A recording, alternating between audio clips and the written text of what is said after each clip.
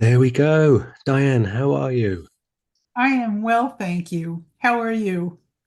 I'm so good. I'm so happy to see your face on my screen. It really is nice to be here. Fantastic. Yeah, I absolutely fell in love with your energy and your teachings and your offerings and so grateful when you agreed to have a conversation because it's been a very beautiful discovery for me to come to know you remotely. And so now to have the chance to speak to you one on one is a real gift. Thank you. A mutual gift. Judy Scutch used to remind me, she became Judy Scutch Whitson, but she used to remind me that what is a delight for one person has to be a delight for both, or it can't be a delight for either. And that just is totally in line with Judy, isn't it? Yes, yes. That's a beautiful segue into what I was thinking of asking you first, really, was I loved the way that you explained Ken's teachings and Judy's teachings and the differences between the two of them. I wonder if that how that makes your thinking percolate, shall we say? Where does that take your thinking? Judy would never have considered herself a teacher in any form, but Judy's teaching really came through her demonstration. Judy was all heart and all love, so much so. I mean, she engulfed you when she met you. And I don't mean overwhelmed because she wasn't overwhelming at all, but her love just penetrated.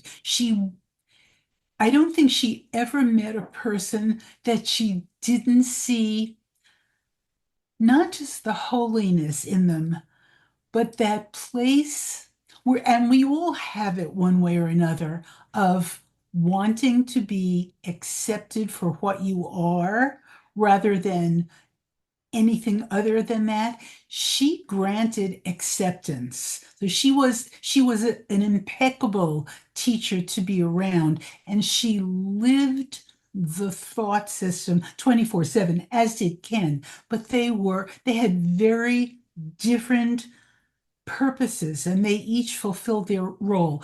I knew Ken and Judy almost from the beginning, but I knew Ken for many years as my teacher, as my therapist, as my confidant. But he was essentially a formal teacher and he accepted his role. The many gifts of Ken, he had a very wide intellectual understanding of many systems of thought. He never imposed that on the teaching, but he brought his wisdom of the greater collective and all that we could grow into. He brought that to his teachings so that you could feel it from him. The first time I met Ken, I think I was in the course all of 3 weeks when Ken was giving it was so clear. He was giving a 1 day talk in Manhattan, and it was so clear that this was a buzz. I mean, people were all excited. So I thought, well, I have to go to this. I didn't know anything about what I was getting into, what A Course in Miracles was. I certainly wasn't consciously looking for anything. And then Ken came on stage, and he was in no way an imposing man. He was slight. It was it was many years ago, so he was dressed formally in a suit with his white shirt. He wore glasses, and he was sort of shy. He looked down when he talked, and then he started speaking. And to my utterly uninformed eyes. I didn't know what the word holy meant. I didn't know what I was getting into. And I went, oh, I want more of this man. So what he, I don't want to use the word in the course to know is what happens in heaven, but in everyday language, he had integrated the facts of the course so well that they shone out of him even through his shy vehicle. This is years before he became relaxed and a stand-up comedian. But that energy and confidence of this is what it says, this is the truth, and I'm happy to share it with you. And I never had the feeling that he was pushing it or selling it. It was his joy to express a path to your inner teacher if that's what you wanted. Um, I knew Ken first and foremost as a teacher, and I'm beyond grateful that that was my destiny to have him because having studied with him and having learned with him, I didn't want to dilute the energy. And while I'm sure there were many different facets and ways of learning and expressing the course, I heard his clarity and to my mind, a very intellectual mind. I don't really consider myself an intellectual, but I think like an intellectual. And I found safety in ideas. He didn't, and the teaching didn't force me to penetrate my defense system before I was ready to let it be penetrated. And that was a tremendous gift. Also, I think that his clarity helped me to understand and make sense out of it's, truth is simple. And the thought system is basically simple, but it can be said in so many convoluted ways. And what it is saying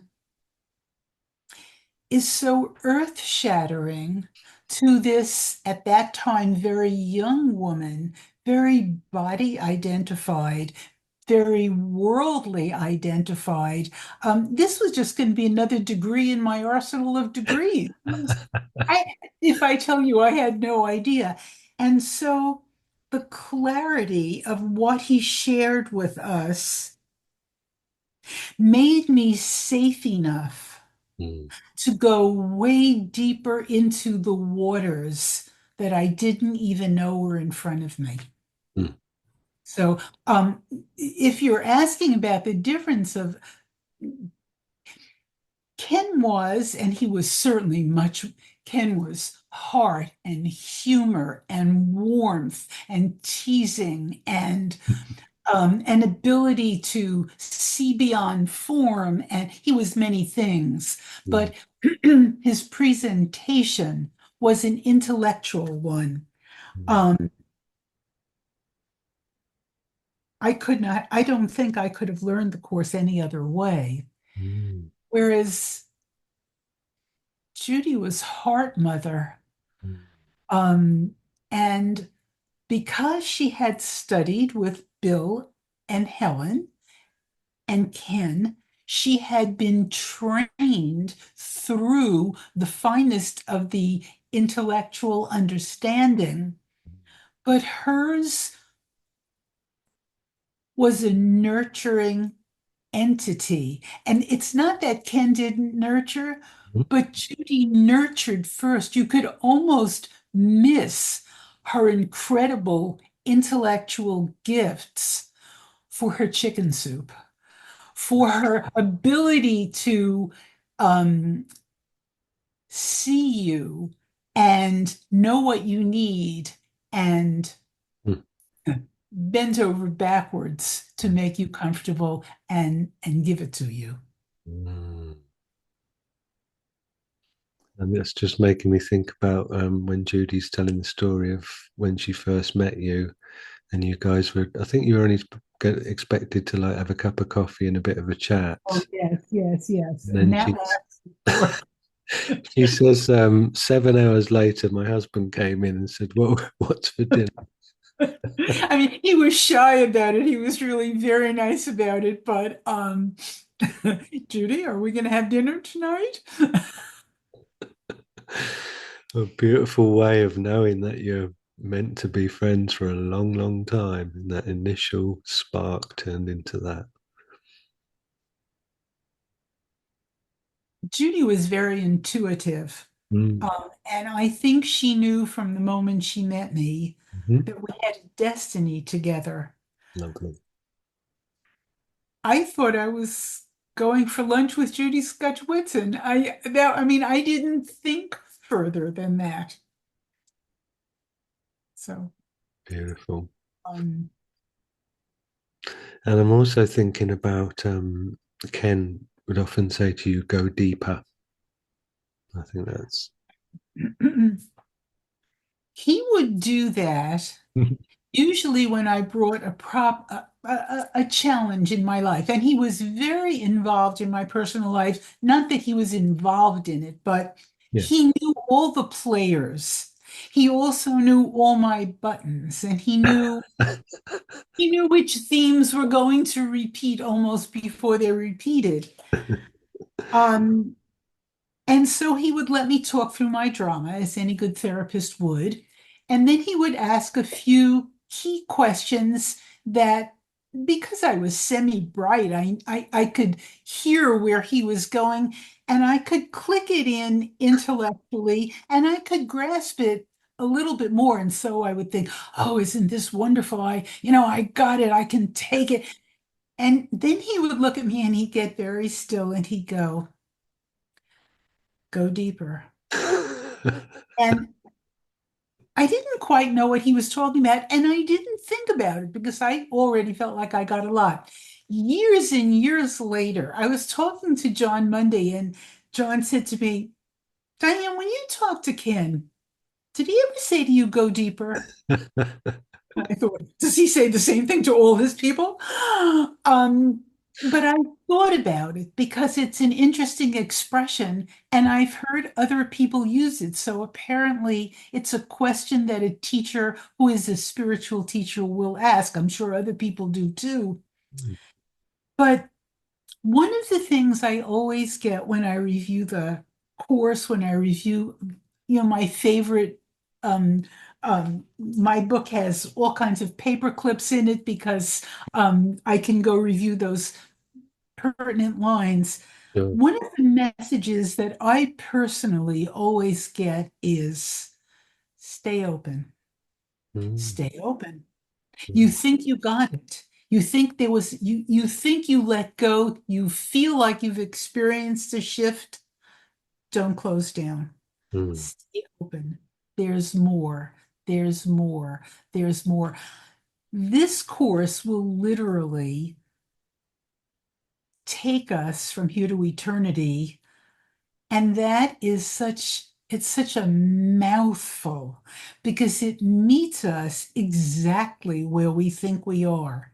And mm, it doesn't correct us. I mean, when you read this, it's very much written as if there is you and your brother. And that usually translates to you and your spouse, or you and your boss, or you and your coworker, or you and whomever you might be having an issue with.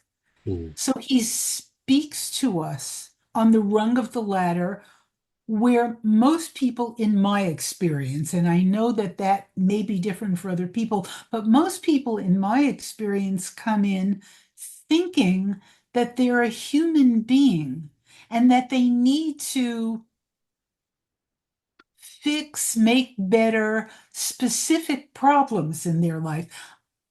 I don't think I've ever genuinely had a student,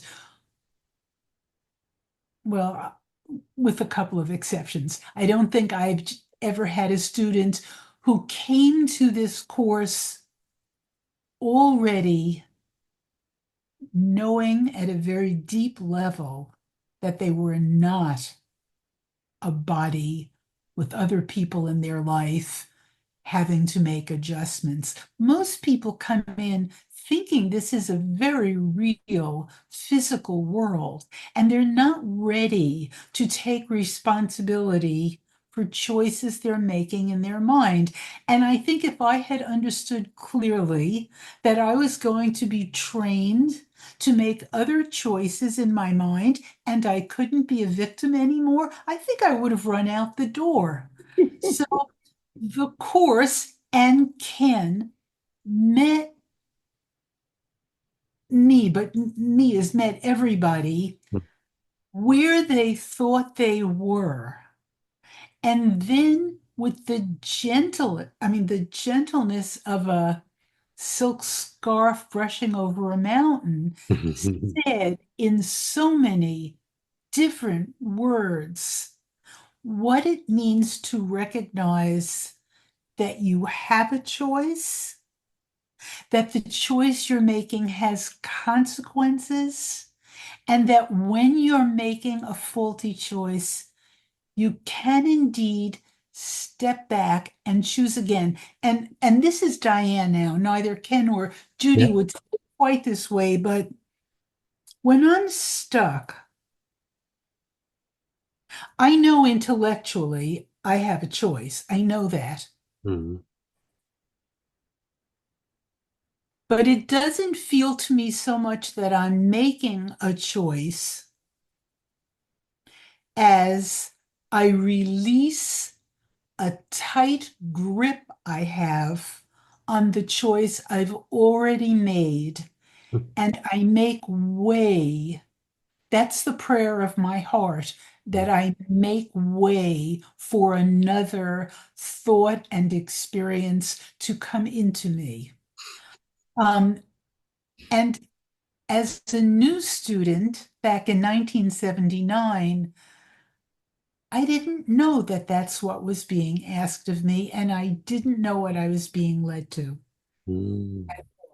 And as Ken spoke, I certainly recognized that I wanted more of that energy. And Right. that was not in a personal sense. Ken Mm. and I were of the same age, Mm. but it was not, I'd like to know that man. It Mm. was, I'd like to know more of that man. I wanted more of what he was living without knowing it. Mm. And that's what made him such a powerful teacher, I believe. Mm. I guess as well, what I'm hearing there in your own journey is like, you could articulate as step aside if when you're describing the choice and removing the grip on the idea of not taking that choice.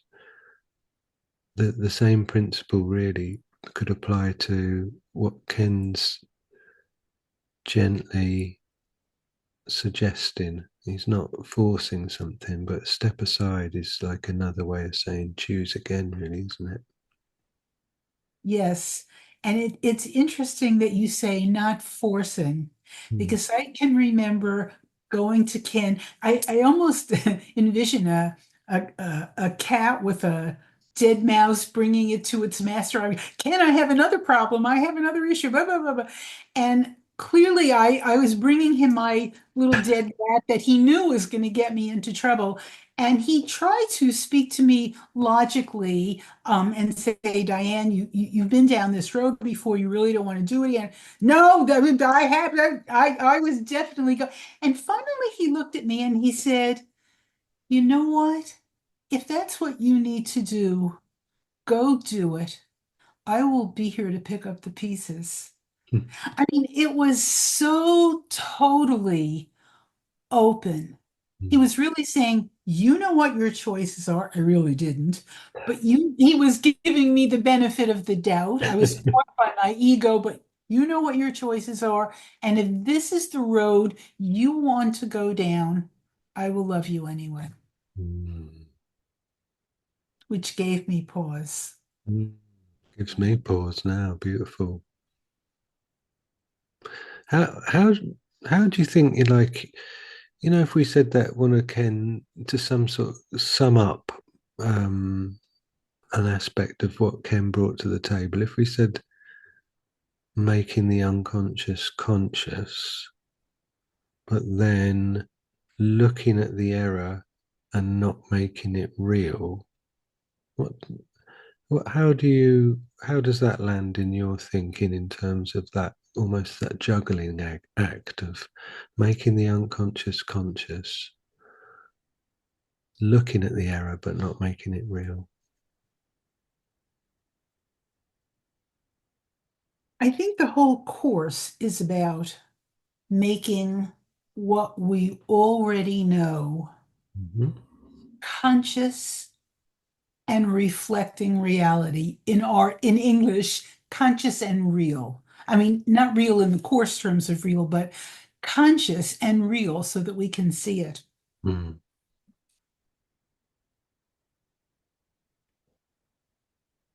I think most of us take birth, and here I may be projecting myself, but most of us take birth blind and deaf and without smell to the inner world that is choosing vigorously to maintain its physical form and get the most they can out of an earth life. Yeah. And probably until you've tried over and over and over again and come to realize that it doesn't work, no matter how good a salesperson you are, no matter how well you can get your food and shelter, it doesn't give you this thing that you're longing for. Only then, only because we've tried everything else, do we come with somewhat open arms and say, show me another way. Mm. And only then do we begin to let in some of the unconscious truths that we already know, because if we let in too many, we'll be flooded and that which we identify with will disappear. So we let it in ever so slowly.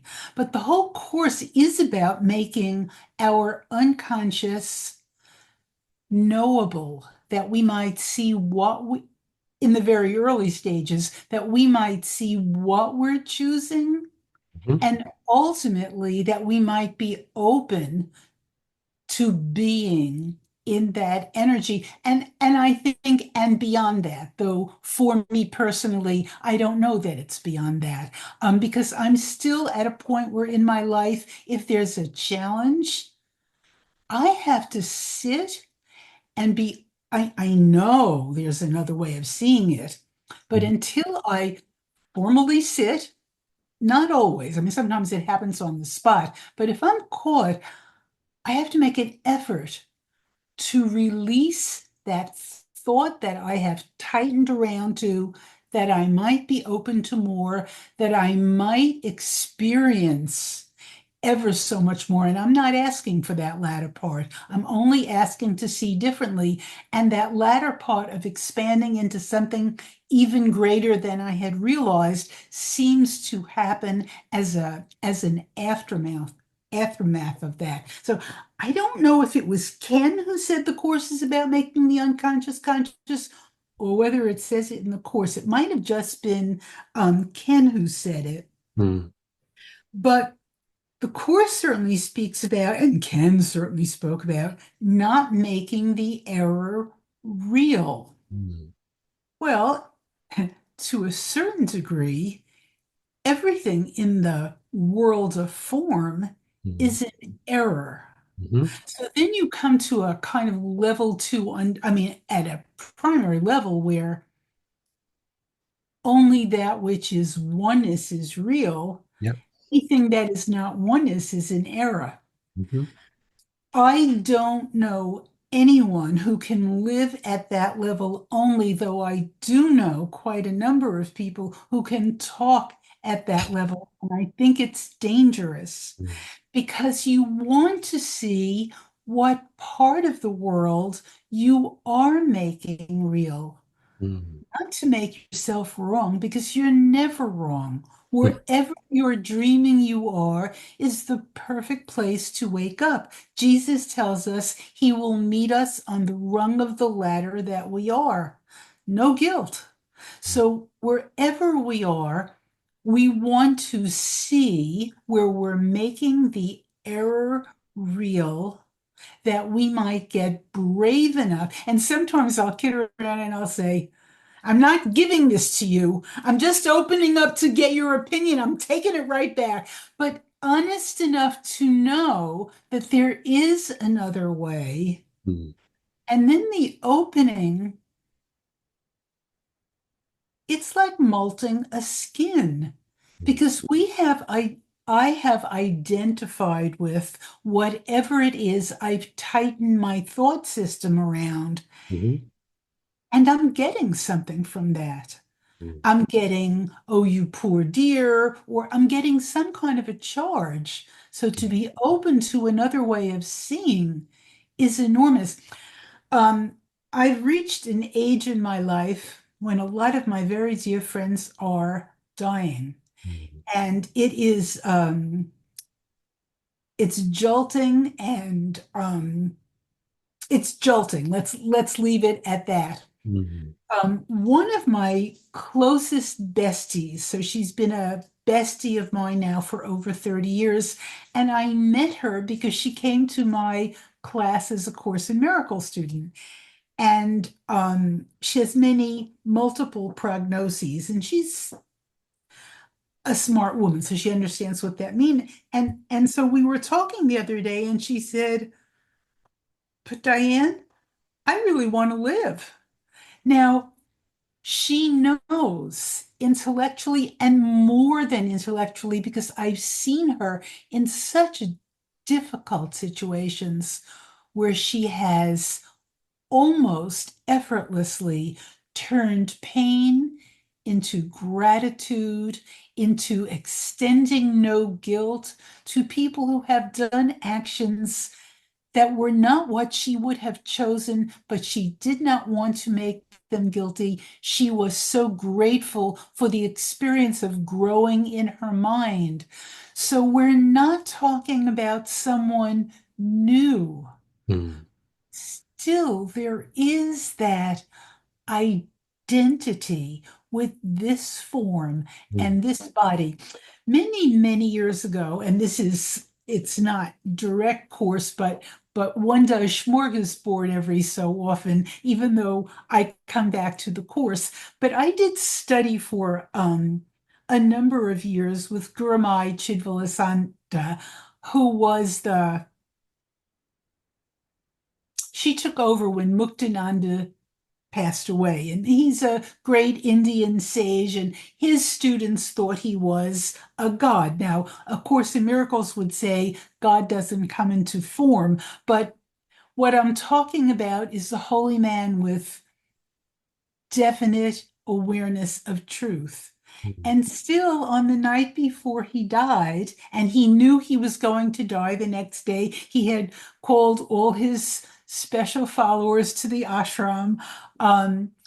Still, the night before, and she did not know, he went to Gurumai's room, mhm, and she said there was a tear in his eye, and he said to her, "You know, I would never willingly leave you." mm, So even a great, great soul, and I don't mean it great as in magnitude so yeah, much as truly wise, mm, one gets attached to this form. And I think it is a danger when you think about not making the error real. mm, It's a danger to know it intellectually and to deny that there may be feelings to process mm, because you're denying yourself that opportunity to get quiet and to be open to saying, even if it's only for an instant, show me mm, another way to see this, the releasing of that thought and the prayer of the heart that I be open. I think we all want to jump to the top of the ladder without doing the wrenchingly difficult work of changing our mind. And I think that's a danger. If there's a danger zone in A Course in Miracles, I think that's a danger. Now, when I say with very few exceptions, I think I do have maybe two students mhm, uh, who truly know truth. And I don't hear them saying, I don't hear them denying the world often, but I think they really truly do know. Whereas I know that even though I'm in the form of teacher, mhm, I have to ask. I mean, you have to be mindful of where you are on the rung of the ladder. mm. Yeah, I can feel the energy in your pauses when you speak, even though it might be for just 1 second. They're very purposeful, and I can feel that as an invitation when you just and then start again. And that. It is definitely an invitation. I'll tell you a funny Ken story. Mm, First time he spoke at that meeting 3 weeks into my experience with God, I didn't know, I didn't have a clue what I was getting into. But he had a cold and it was raining out. And I had the car in Manhattan that day. And I don't know where I got my nerve from because I'm not usually aggressive, but I went up to this incredible energy and I said, would you like a ride home? I knew where he lived because I had heard the grapevine. I actually drive, you wouldn't be taking me out of my way. And Ken stood there and he went like this. Yeah, that would be fun. I had not got I sort of knew what he was doing without being told, but I really didn't know what he was doing, only that he closed his eyes and he thought he was going to say no, and then he said yes. brilliant. Because I tell you what else is coming to mind when I'm listening to you speak. There is like if we say if we pick up on the meet you where you are um, expression that we're used to hearing and contemplating. And then, if we take into account that Jesus is the name, a symbol of a love not of this world, but a man who saw the face of Christ and all of his brothers, and the idea of Jesus meeting us where we are, and the fact that there's only one of us here, and there's only one mind, one dreaming mind, perfectly capable of awakening at any time.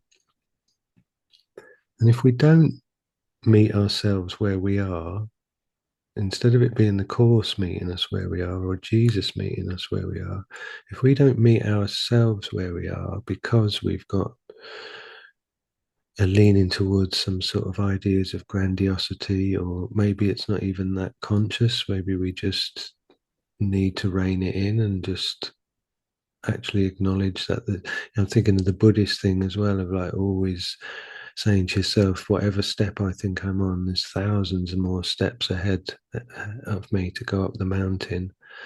But something I'll often bring up with people is like use foreign language as an example. Excuse me, and I'd say if I said to you that I was fluent, or if I said to myself, if I said to myself I'm fluent in a language that I'm not fluent in, then I'm not going to be taking advantage fully of the symbols and the language that's presented to me as I navigate my way through what appears to be happening.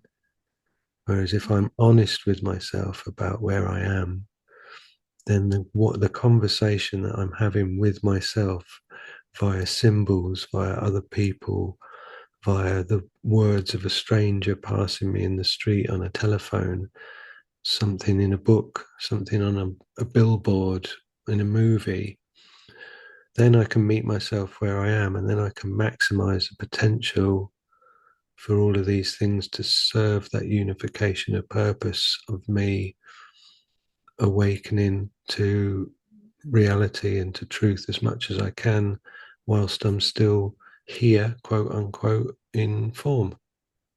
Yeah, I think that's true. Um, there's um, there's a humbleness that comes with knowing that we don't know. And Mm, it's not a humbleness that you can put on like an overcoat. It's more like we don't have a clue. We just don't have a clue. mm, Um,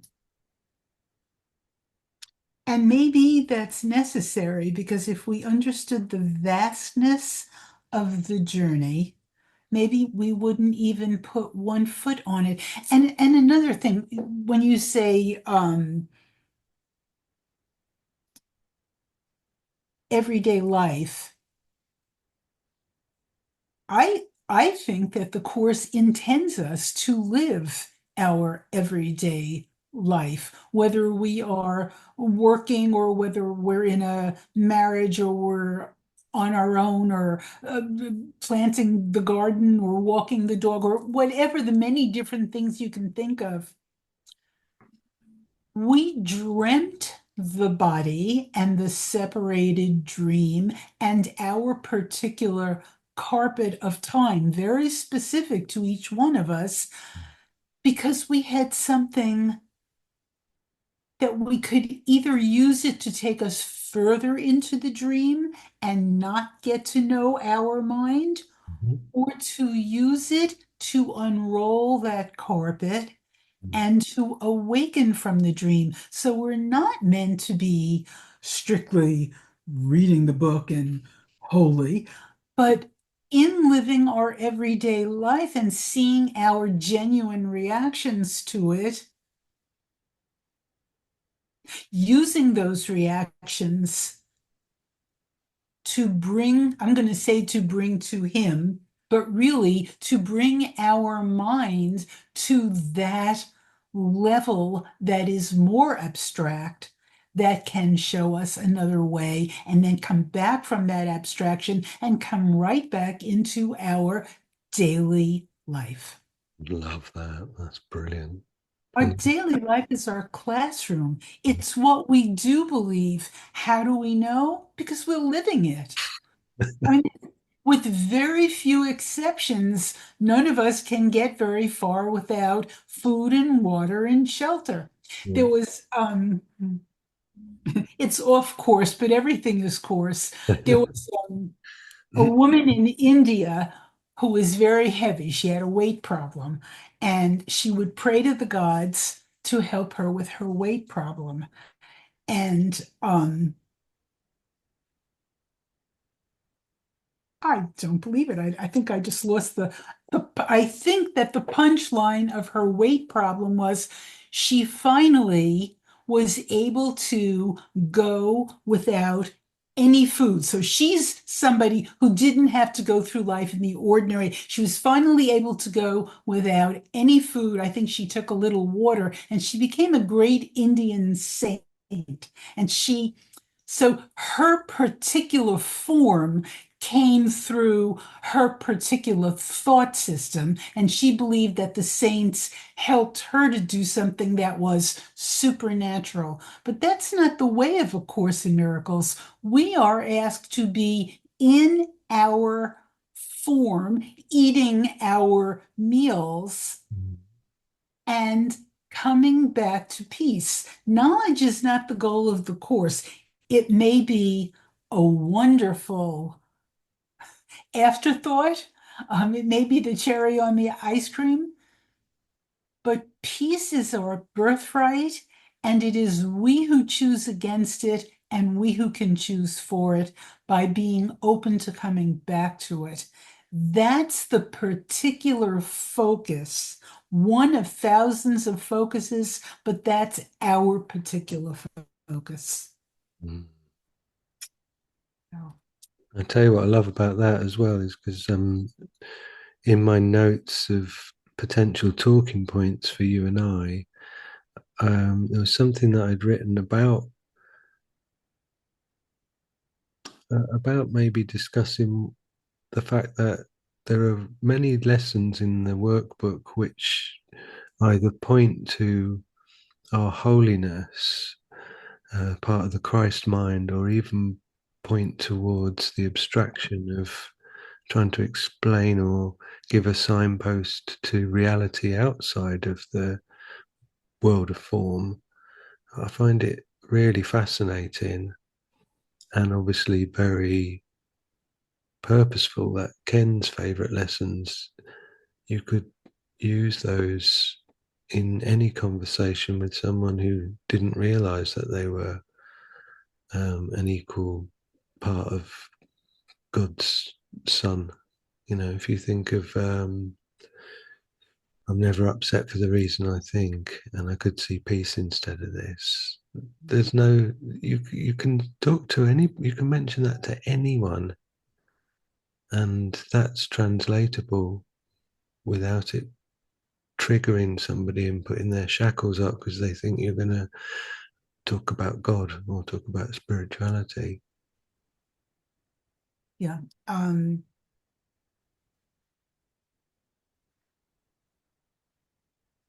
I don't know if this is an appropriate example, but I was talking to a man the other day whose wife is a devout Catholic and she's doing missionary work and she's starting to travel a lot and he's left behind.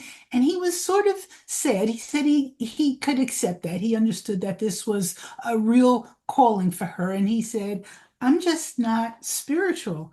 And I know this person and his job involves seeing about 10 people in an intense session every day. And he doesn't know the words, but he clearly sees God in his brother. He would never use those words. Mm. He looks at people and intuitively seems to know how to give them back their self-worth. I don't think he thinks of that as his job at all. He's a very practical being. But I thought how easy it is to confuse form and content. His wife is doing a form that probably includes the content of love, Mm. but he too is doing a form that includes the content of love. But because his is done in a physical way and hers is done in a spiritual language, they appear to be doing two different things, but they're really not. Yeah, and also, again, there's a trap for people who almost want to be seen, want stuff to be known. I know my wife and I often marvel on the musician George Michael and the stories that came out after he died about how many nurses he helped, and how sometimes he'd overhear someone in a cafe. And I think this girl was sort of saying, "Oh, I need £10,000 to pay off my student loan, or I'm not going to be able to do that." And he just step in and do that. And the stories are vast, and nobody had any idea. He just did it all under the radar, just out of the goodness of his own being.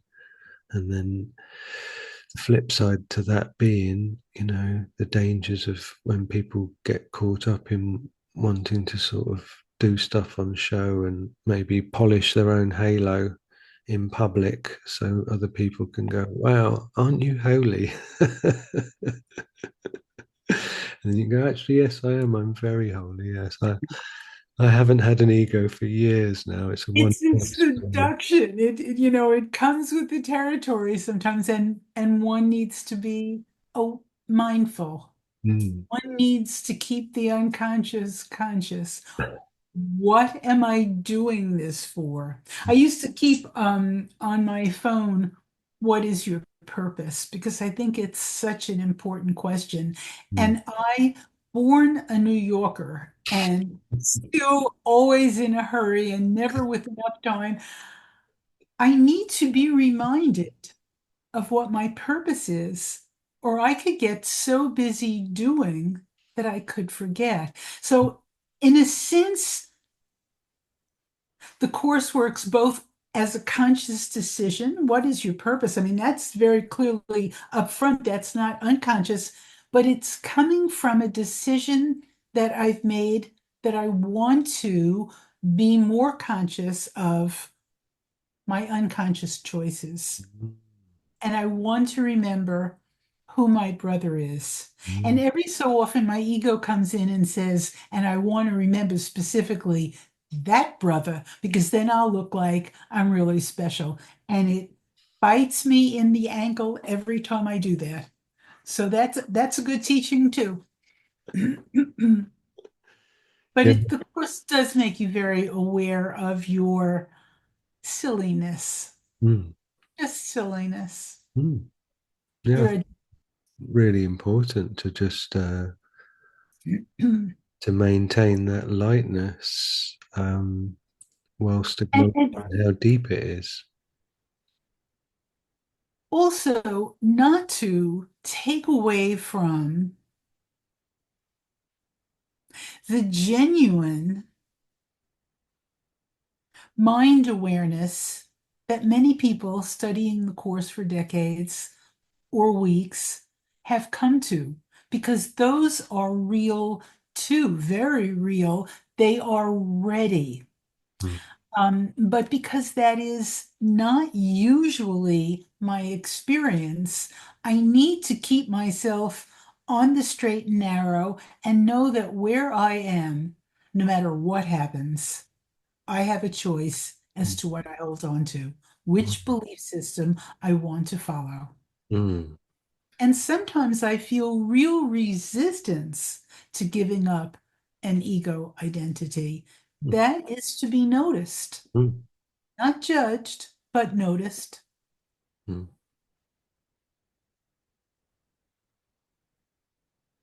Yeah, obviously, I don't know what that experience is like now. I'm so advanced and I'm so impressed. Yeah, I think there's a danger for many of us. We want to look advanced.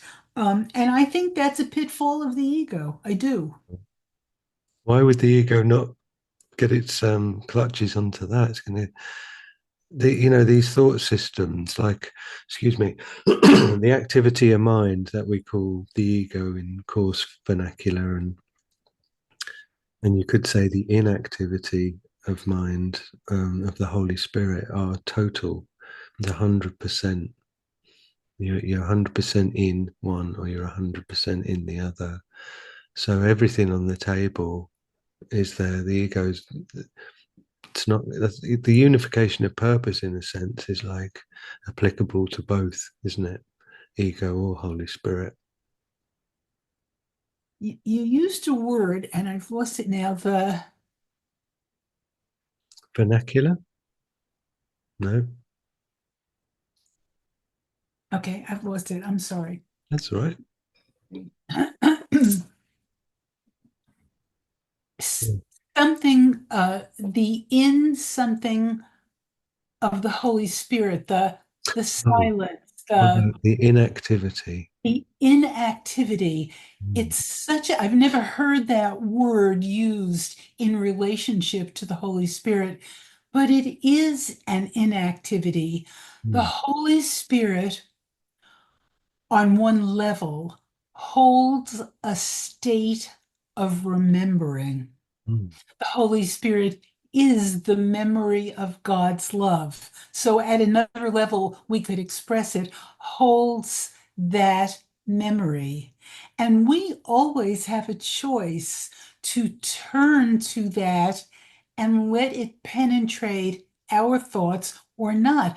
But it doesn't do anything, it doesn't do anything but hold that energy Mm. of wholeness.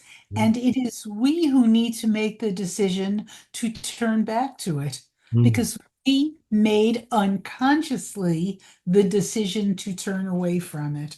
And again, this is just the myth of the Course. Yeah. There are a million different ways of expressing this, but because the Course spoke to me and I didn't know it spoke to me, that's the truth.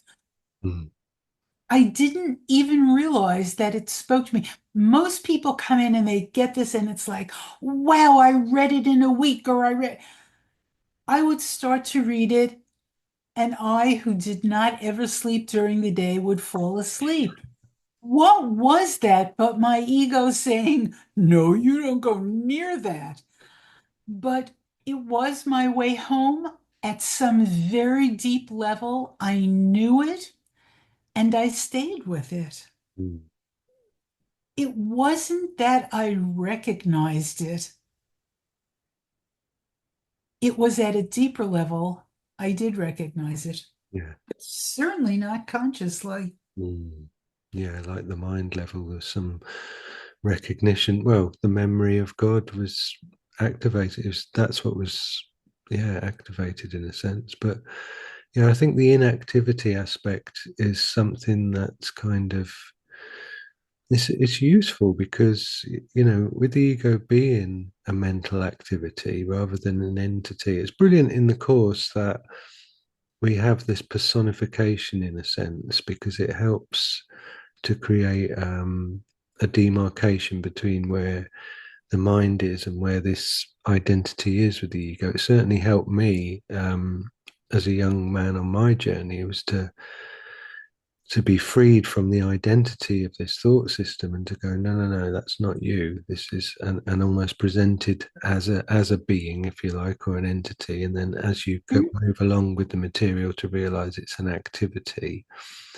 And then the understanding that comes with that being that when you look at the definition of forgiveness as very passive, as completely passive, forgiveness sits, waits, it watches, it merely just waits and judges not, and that description of a complete passive inactivity, and then that embodies the principle of the Holy Spirit, and then Jesus is also the symbol for the Holy Spirit in form. Mm. It's a stepping aside. It's a, like we said earlier, step aside is appropriate again as a way of applying that to this thought. Another difference, I almost feel schizophrenic because I'm going back to an earlier question, but based on what you just said, um, another difference between Ken and Judy was Ken taught with an insistence that we keep going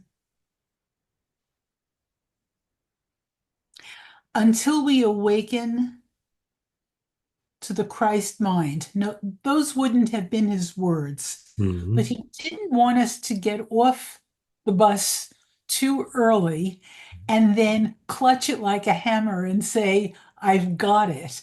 He wanted us to keep going, maybe beyond this lifetime, but to keep going till we were in the minds of Christ, till we awakened to that oneness. Judy, on the other hand, almost walked lightly between the worlds. She knew that she had helpers. She would ask for things and they would seem to occur. She didn't have any confusion about the ultimate being an abstract place, but she utilized what within the illusion seemed to be between worlds. And I was just remembering how I came to the course, which I wasn't consciously looking for.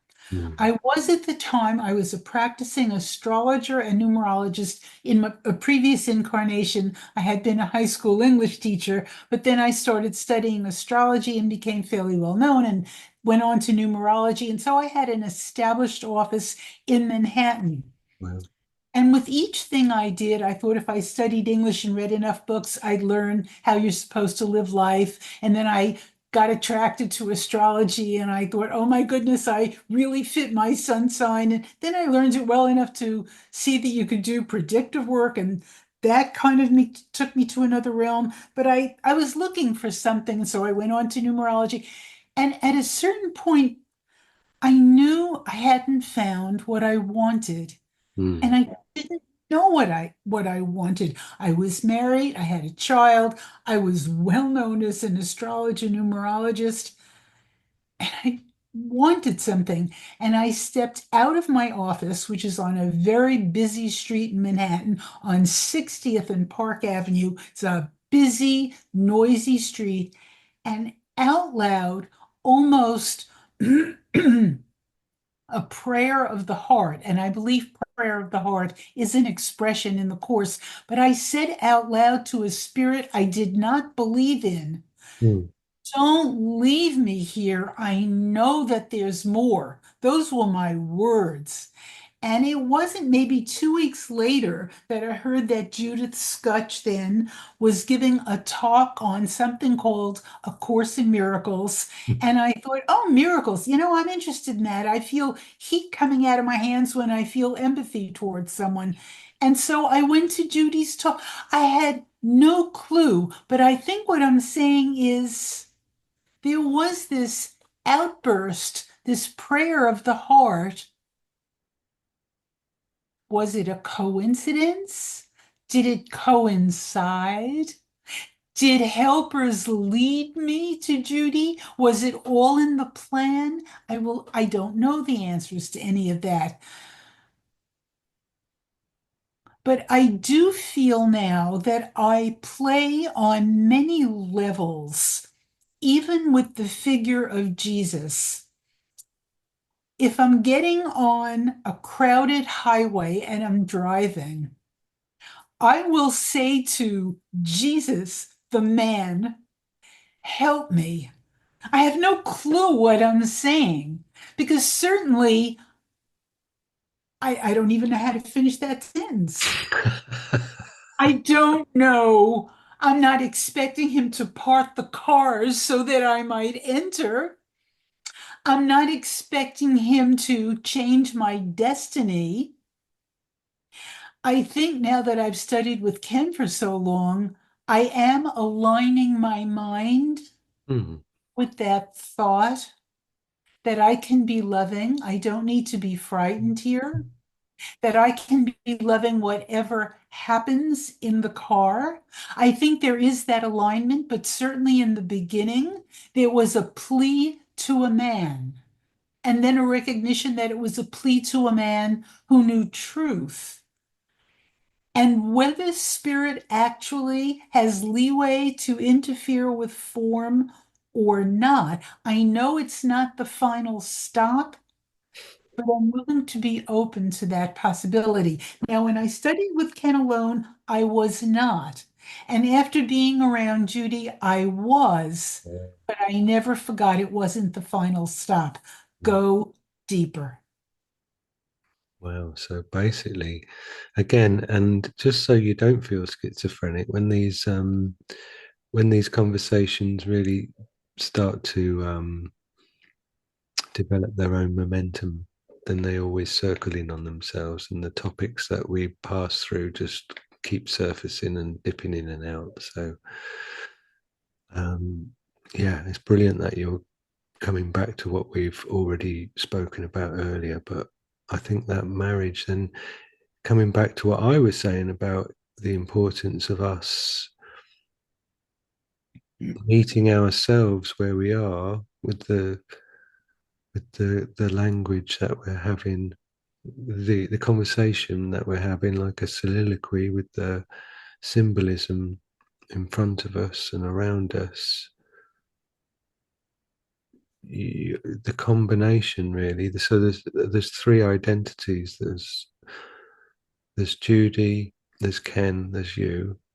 Then there is you and Ken, and then there's you and Judy, and then there's you, Judy, and Ken. So there's all these different combinations that create a conscious agent, and you've got your colorization, if you like, of the experience and the symbols, and then you've got Judy and Ken, and then the combination of the three colorizations making a new color. So it is a bit like mixing colors to come up with another color on a palette.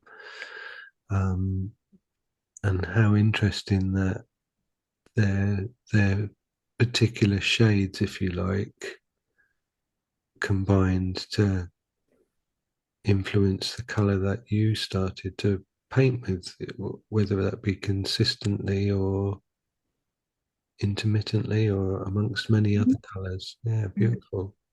I love that.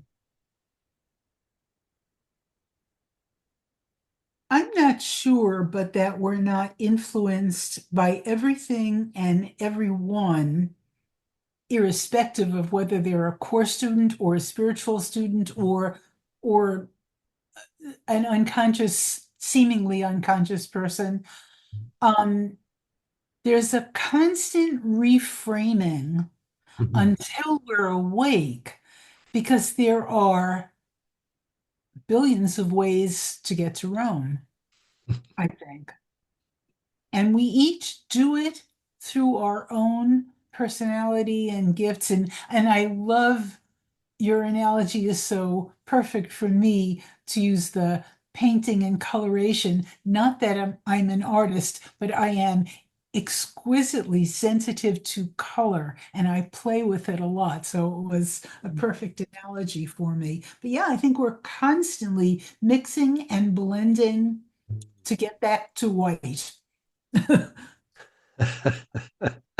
Or maybe black, I'm not sure which.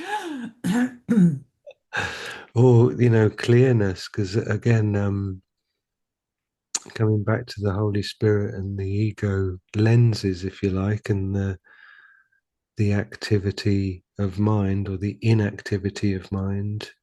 Last week, I had a really beautiful guest on, Karen Parente, somebody who studied with Dove at the ACIM Gather um, meetings, and we were talking about the value of, just for conversation's sake, saying that when you look with the Holy Spirit, you've actually putting a pair of glasses on, but you could say the lenses are either clear, or you could actually even say the frames haven't even got any glass in them. And then when you're looking with the ego, you've almost got a pair of sunglasses on, which have colored and tainted everything to see it in a light that it simply doesn't exist in. It's hard to believe that everything in this world can be whittled down to those two choices. Mm, But Ken would say it's a 100% thought system, and mm, you're either aligned with the ego's glasses or the Holy Spirit's glasses. And that's all that's ever going on. All the rest is interesting. mm. And it can be interesting. And again, conversation circling in on itself. When you're talking about your friend who's a student and her appetite for life despite the various prognosis, I think it's really important to just say, yeah, I am interested, I am fascinated, I am comfortable being a human being, even though at the level of mind is the reality of my being, if for want of another word, be of the world but not be in the world but not of the world, be of good cheer, bring some light, cast, just move through the space that you're going to move through and illuminate it with whatever love you can transmit through removing the interference to what isn't love, or a belief in what isn't love. Yeah. And that's like a little get out clause for not getting too lofty and all above yourself and feeling like you're not. Yeah, again, coming back to the conversation of last week, it was like when we talked about Jesus the man, Where did he go and hang out? He went and hung out with the lepers and the beggars and the prostitutes, and he didn't go to the theologians at the temple and sit around talking about stuff. He's like, get in amongst the people. Yeah. And seeing them for who they truly were. Mm. Um, you do the workbook and you do the workbook, and then some years I did other things and I come back to the workbook, but essentially, and I feel that the workbook is an incredible trainer beyond just the lesson. I think it trains us to sit in an experience that has repercussions throughout the day. It just it changes the way you see the world. But this year I tried something different. I had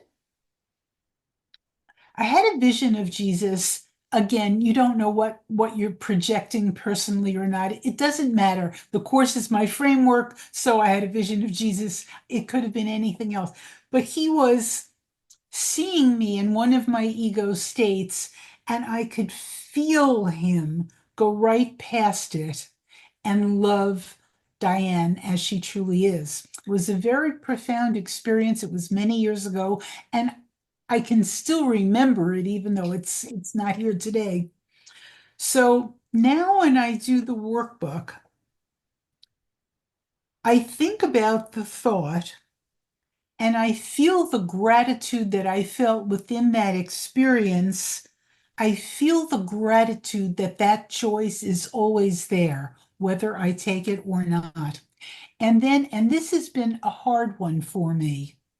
Then I trust that whatever I need will be given to me to stay in right mind. And clearly, I go out of that a lot and then I have to re-choose again. But I trust that that will happen.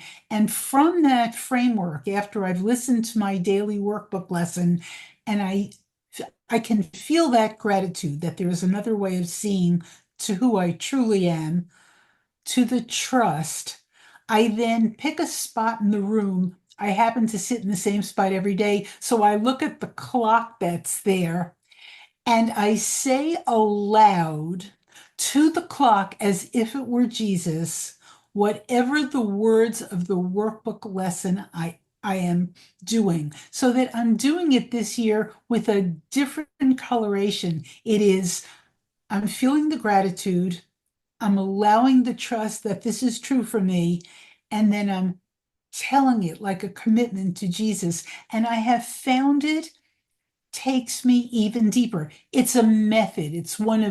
One could do anything. I'm finding different ways to keep the thought fresh so Mm. that I'm not just saying rote words. And I won't allow myself to say it until I'm really saying it from my heart. I found it very valuable. That's beautiful. I love that. And that ties in with your recurring reference to prayer of the heart as well, doesn't it? I love that phrase. Yes, the Mm. prayer of, because he hears the prayer of the heart, and our experience is the prayer of our heart.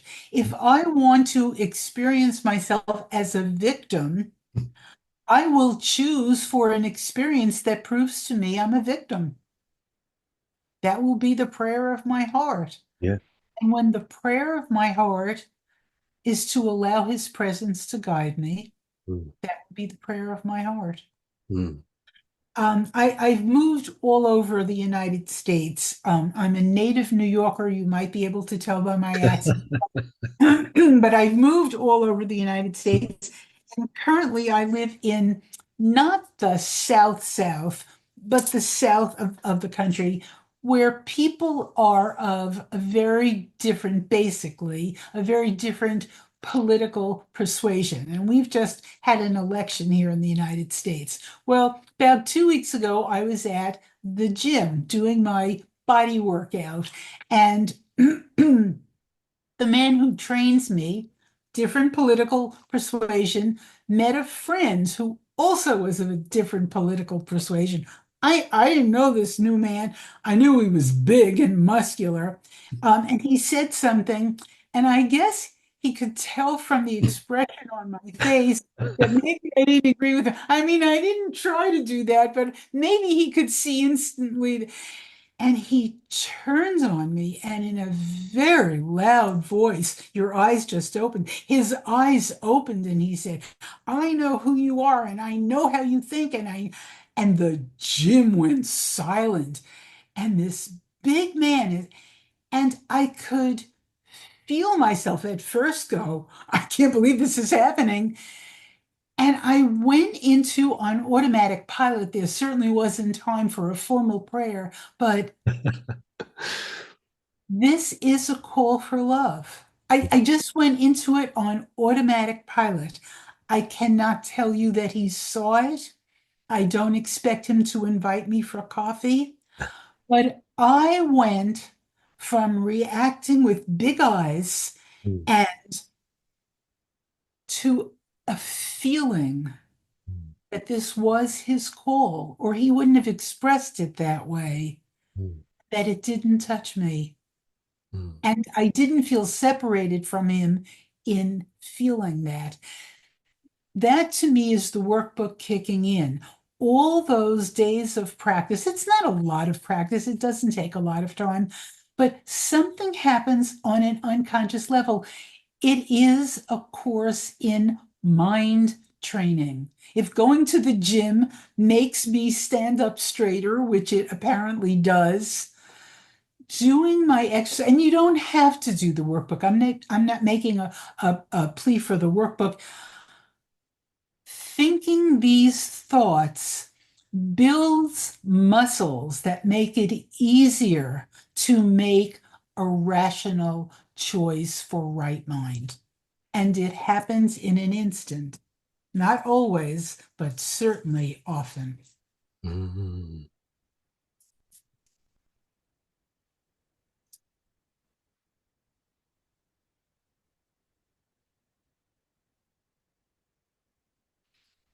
Wow, I love that. I'm thinking about Judy saying it's Olympic level mind training. It's a what? Olympic level mind training. Yeah, yeah, it is. And for anyone who's a beginner, I don't think we really want to take into consideration that this is a course in mind training. And I remember the first time I read those words, it's right at the beginning of the book. I don't want mind training. Everything we do is mind training. Which television show you watch, if you watch, is a mind training. Which friend you choose to have dinner with is a mind training. You will be exposed to certain thoughts and you will build your muscle or lose it. Mm, Everything we do is an opportunity to, everything is an opportunity to heal our mind. mm.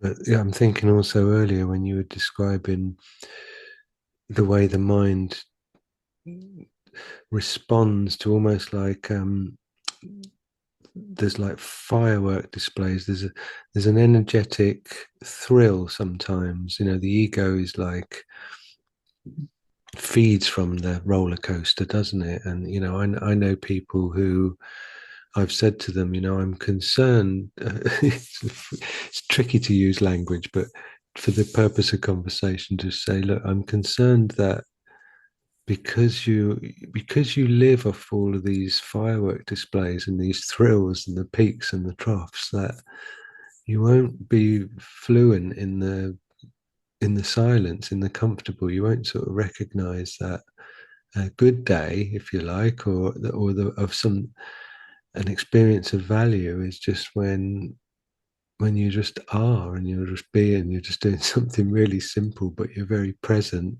and you're enjoying it. And that's going to seem boring because it's like, what, you know, where's all the friction, the fight, and the this and the that and the rest of it? Well, I think it's important when the course says that the goal of this course is peace. All the rest will follow, Mm, but without the peace, nothing will follow. mm, It will be fireworks, and it may be very exciting.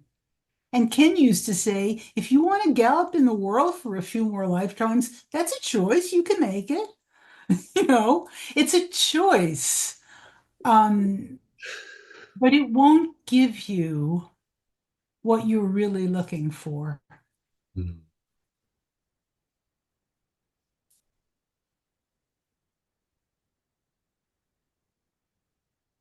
Very nice. So someone comes along to your teachings, you're going to look at so someone approaches you to be your student, you're going to meet them where they are, allow them to gravitate to whatever they gravitate towards in the material, and then how are you going how are you going to gently suggest or point towards the journey to the peacefulness?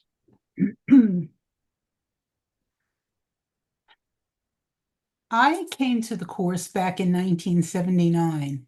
In those days, Ken was teaching in New York, and a man named Paul Steinberg was teaching. And I studied with Paul. He would teach locally maybe 3 times a week, and Ken whenever I could. I mean, anytime he did a workshop or a one day, I was there. So my teaching is actually, and I haven't, I've been teaching probably since 1981, up until a year ago. And I haven't been teaching. My husband took ill, and there was a lot to take care of. I do work for the Foundation for Inner Peace as their academic advisor, which really means I work with the translators now. If they're doing, if they're reading a passage and they want other ways to say it in English so they can feel it better, Right. then I give them those words in as many different ways as I can so they then can put it into their language. And pretty much that's my focus now. Someday I hope I go back to teaching, but it's not in the immediate future. Mm, But for all those decades that I taught formally, that I was doing classes, mm, I taught in the style of my mentor. And so I would prepare a lesson based on what the reading was going. Basically, we read sequentially from the beginning of the book text to the end of the text, and I would talk about what it meant. Um, what does this mean in everyday life? What would be your resistance? We would read the text and talk about what that meant. And right. I would overview it so that I was always overviewing it within the context of level 2, where we think we live, though they knew there was level 1. It's in every other paragraph of the course. So we would talk about that, but we would then talk about what that meant practically, so Mm, that when they left the room, the teaching didn't stop, so that they could then go out and navigate traffic in wherever they were, or go home to a family where there might have been a challenge, or so that they could begin to look at what came up for them. So I was a very formal, in Ken style, intellectual teacher. mm, But, and I think this is really important, when somebody would ask me a question, and this I learned from watching Ken, he never course talked you if you brought him a problem. He mm, would meet you right where you were presenting the problem. And he would ask a few pertinent questions. Occasionally, he would give you a directive answer. And then he would say, go deeper. And so I too, if somebody was asking me a question, I hope I never course talk them. I never told them that they were making a choice for the ego. Nothing like that. I met them where they thought they were. They were already core students. They would need to integrate what the outline of the course was saying with how they were using it, unless they asked me to bring it in further, and then I did. Wow. See that? Did you say course talk? Yes, I never gave them a line from the Yeah. course, or I love that I phrase. never spoke abstractly to anyone who told me they were bleeding. I got them a Band-Aid. Mhm. Um, And of course, it's done within the context of the course. I think that way, but I wouldn't, it would be such an attack to someone who told me that they were in pain because their mother still didn't love them, to say, you're choosing this. Don't you realize that's an ego? Somebody was choosing to be in pain, and that's where they thought they were. They needed to be met and loved there. And then when they were comfortable, they might make another choice. That's absolutely brilliant. And there, again, circling in on itself, you know, when I said to you about Ken's two lessons, 5 and 34, that's why, isn't it? Because meeting the person where they are and not trying to course talk them and not invalidate their experience and make it, you know, not wandering in because you're going, well, oh, this is all level one, everyone, blah, blah, blah. And it's like, then we're back into the holy ego again, aren't we? And look at me, I know stuff. You mentioned only one of Ken's favorite quotes and or one of Ken's favorite workbook lessons. What was the other one? Do you remember? Yeah, it's I'm never upset for the reason I think, and then also I could see peace instead of this. They're two of my favorites too. Yeah. I didn't remember that they were Ken's, and maybe they're my favorites because at one time I knew it, but I didn't know it. I use I could see peace instead of this a lot. Because Brilliant. that is something I not to chastise myself, but to remind myself Mm. that I don't know how, but someone does, I could see differently. I could see peace instead of this. And sometimes the lesson is that this which I believe is so important within the ego frame of the world, even this I could see differently, knowing that I don't know what it means. Mm. It's a profound letting go. And it is a reminder, it is an external reminder. I could see peace instead of this. Mm. Are you telling me that I could see peace even though so and so won the election? Are you kidding me? Yeah. I could see even this, not to deny any ramifications in the world, Mm. but I could choose to remember that I don't know what it means Mm. or what any of us will learn through this. It is a tremendous letting go of a thought that 24 hours before absolutely gripped me as fact. Mm. It's big.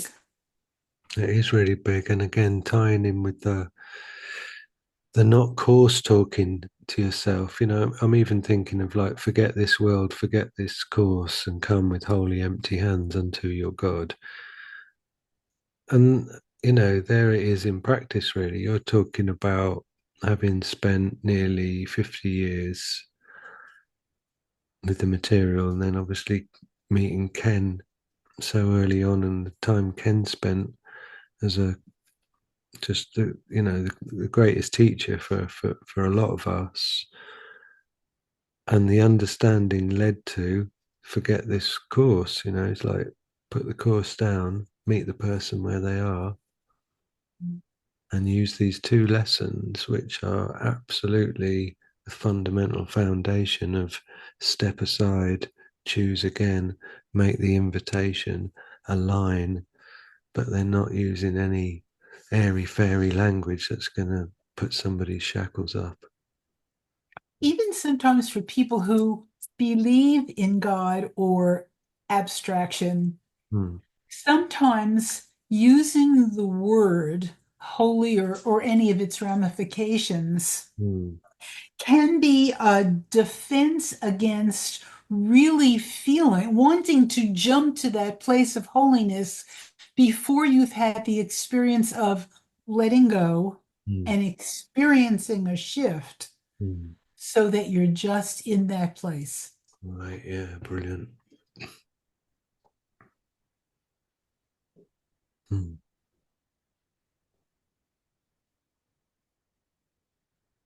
Because then you're not meeting yourself where you are. Yeah, you're putting a label on something and reaching for the label before the experience is there. That's not helpful. It's not naughty, it's just not helpful. That's excellent.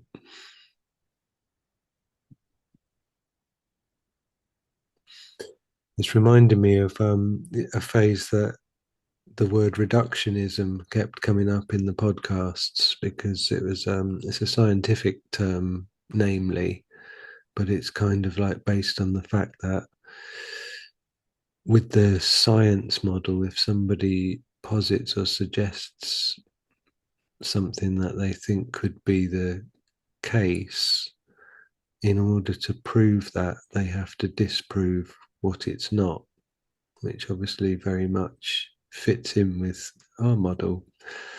And in that process of reductionism, you're going from like having 10 alternatives to 9 to 8 to 7 to, and you're eliminating all of the things it's not until you find out what it is. And yeah, that's it's just, yeah, it's just like it doesn't need to have all of this attachment to it. And in a sense, I'll say, like, from the course point of view of whatever it's 1,300 pages or 31 chapters, 365 lessons, and reduce, reduce, reduce, right the way down to that core one tiny snippet. And as Ken would say, that the only thing in the course that's true, which isn't just using the language of duality to point to non-duality, is when it says God is. It's those two words. But, and this was very much part of his teaching. The Course certainly speaks of it, but Ken, as a psychologist, emphasized our resistance to seeing differently, Hmm. our resistance to letting go of being this body with my story Hmm. is enormous. And if he had just said, God is, we would all say, God is, what's for dinner? And we would not do the work that for almost all of us is necessary. Hmm. It can be fun, it can be gentle, it's work. It's a, you're taking off those pretty multicolored glasses and putting on something that's almost invisible. It's a whole different way of seeing. Hmm. The ego knows that every time you let go of a color, it is losing part of its life and it fights back and we get scared. So resistance needs, not because it's true, but it needs to be respected because we believe we are what we are not. There's your mic drop moment. There's your what? Your mic drop moment. Oh, You know, sorry. you know this. Have you got a microphone there? Do you know I have a mic within the system. this is what it's become something that people do when they've said something so spot on that it's almost like saying, I don't need Oh, sorry. Little dents there. it. Not It's all right. used to the mic.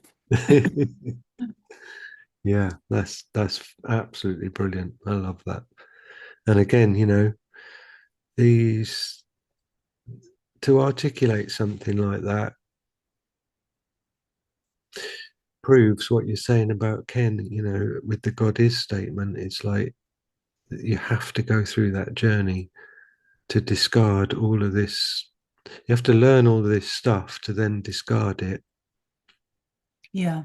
And you do have to learn it because if life is really going well for you, you've got a top job and a pretty good relationship, and you have your health, and some people have all three of those balls in the air, they'd have to be very special, I guess Buddha-like, to really be in touch with the fact that they're missing something. Mm, And it must be very hard to turn within if the world is really working well. mm, Now, luckily, in a funny kind of way, for most people, something in the world isn't working that well, and we scratch away to find out what or how. Again, there are people who probably come to the course and they already sense that they are more than, but it wasn't the way I came in. I didn't know that. And most of my students appear from the feedback I get to have not known it. So they're learning it. They're learning a process of undoing a belief system that has never served them, but that they thought was their lifeboat. mm. So it's unnerving to learn that you can swim. Boy, we're really doing the metaphors tonight, but it is unnerving to learn you can swim without the lifeboat because you have something even stronger. That's amazing. We got another. You need to do another mic drop now. Well, I'll see if I can detach it. That's brilliant because there you are. You're not the thing you think you are. A nutshell kind of um, sort of angle on what you learn through the course. You're not the thing that you think you are. But in order for all these things to just be short sentences that actually mean something, you've had to go through all this stuff so the meaning can be in 2 words if it is God is or whatever that short phrase is, because otherwise they're just symbols that just don't mean anything because they're not meeting you where you are. They just as well be Not little. meeting you where your belief system currently is. And we will fight to the tooth for our to maintain a belief system even when it doesn't serve us because we think that's all we've got. Mm. And then learning to identify with the space in between thoughts. There's the Adishanti phrase that always knocks me for six, where he says, imagine imagine trusting silence more than any thought that you could ever have.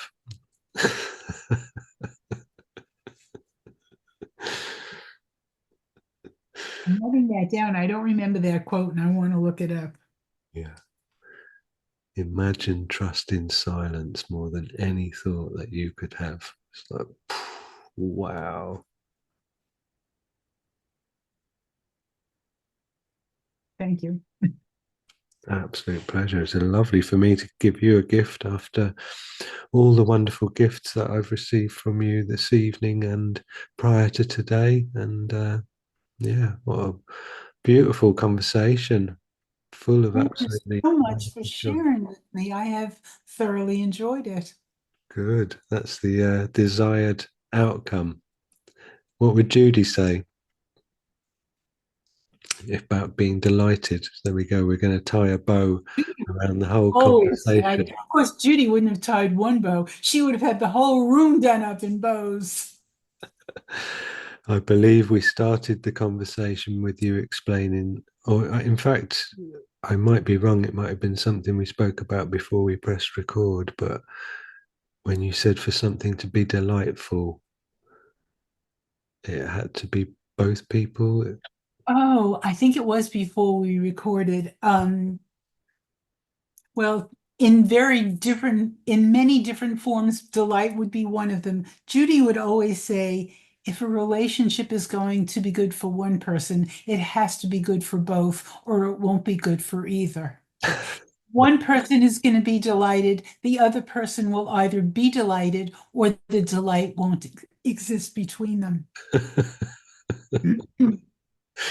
That's fantastic. Well, I'm super grateful to have had some time in your wonderful company and to enjoy the light that you're emitting and just to, I guess, for me, it's like that reductionism when somebody's whittles everything down to